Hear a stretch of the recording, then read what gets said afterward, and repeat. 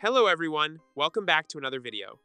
Today we're going to talk about Notion AI Free versus Paid 2026 and answer one of the most confusing questions: how many AI requests do you actually get, and is it worth paying for? Let's break it down in a simple way. So first of all, Notion AI is not fully free. In the free plan, you only get a limited trial of Notion AI, not unlimited access. This means you can try the AI features, but only for a small number of requests. In most cases, users get around 20 AI responses per workspace on the free plan. That means once you use those requests, whether for chatting, summarizing notes, or generating content, you hit the limit and AI stops working unless you upgrade. Now let's talk about what happens in the paid version.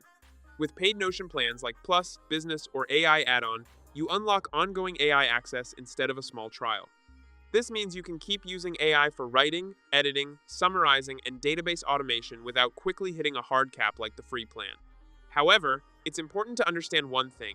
Notion does not always clearly show a fixed daily or monthly request limit for paid AI usage. Instead, usage is considered much higher or practically unlimited for normal users, but heavy usage like automation, agents, or bulk AI tasks may still have soft limits depending on the plan. So here's the simple difference. On free plan, you basically get a small AI trial, around 20 requests per workspace, enough to test features, but not for daily use. On paid plan, you get continuous AI access, meaning you can use it regularly for work, studying, content creation, and productivity without worrying about running out quickly. Now let's make it super simple. If you are a casual user who just wants to try AI, the free plan is fine. But if you are using Notion daily for notes, content writing, or work, then the free AI will run out very fast, and the paid version becomes necessary.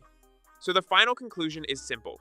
Notion AI Free is just a trial with limited requests, but paid is built for real daily productivity use.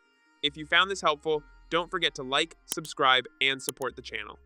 Thanks for watching, and I'll see you in the next one.